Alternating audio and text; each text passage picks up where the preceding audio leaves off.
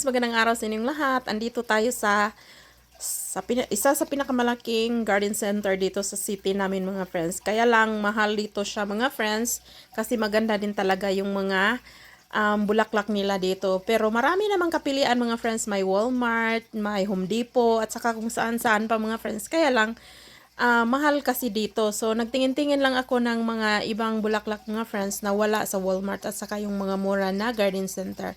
So, yan mga friends, nakapili ako dyan, yung purple. So, natanim ko na sila na iba-iba yung kulay doon sa garden center na pinuntahan ko na pinakamalaking garden center sa area namin.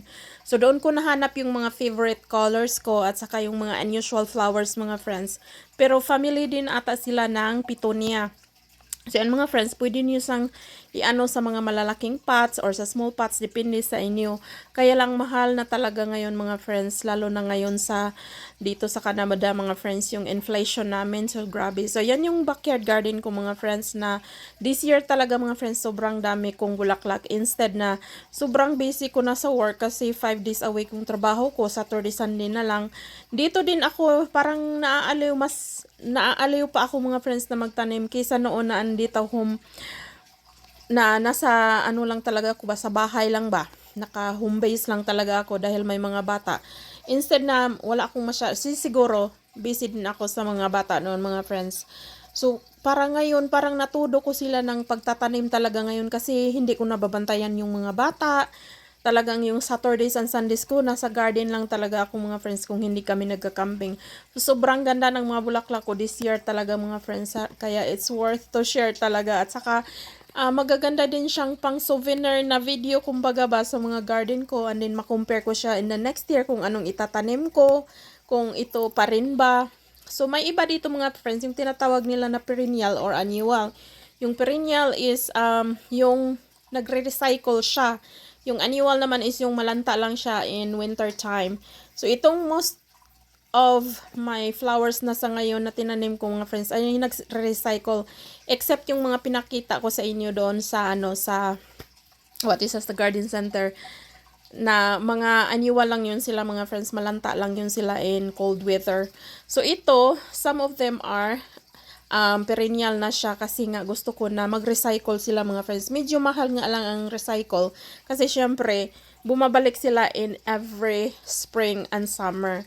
So parang itong sa garden ko mga friends is parang in-scattered ko yung perennial at saka annual para maganda din silang tignan ba. Sobrang andito ako talaga nakafocus sa garden ko.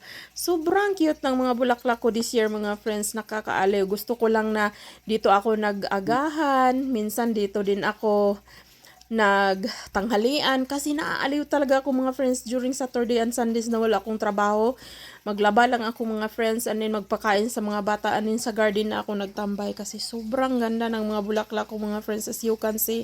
Talagang in-alternate ko yung kulay, parang minatch-match ko ba yung mga hindi ko pa natanim the previous years kasi nga parang nakafocus sa bata ba. So ngayon na hindi ko na sila yung focus na as in yung mga babantayan mo pa. So, andito ako sa garden lagi mga friends and then my vegetable garden din ako. Kaya lang sa pa muna ako while the flowers are in bloom talaga mga friends in summer. So, ito yung ginagawa ko. So, ayan, those are petunias. Sobrang ganda ng mga petunias mga friends.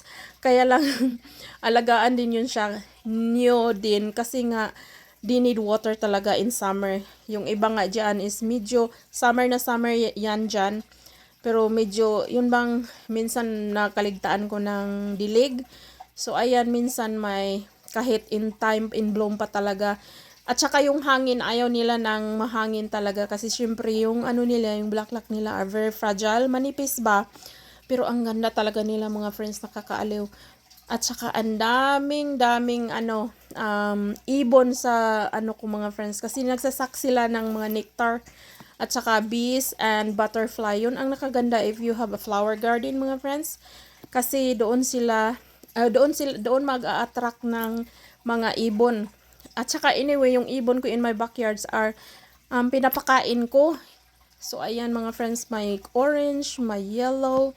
So, grabe talaga yung summer ko mga friends. Dibdiban talaga ng yung paghahanap ng kung anong itatanim ko.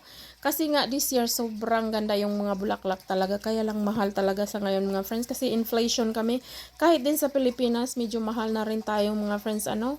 So ito lang tayo ngayon sa aking garden mga friends. Aking flower garden. Ano, ipapakita ko rin sa inyo yung vegetable garden ko soon. I'll see you again in the next vlog. Bye!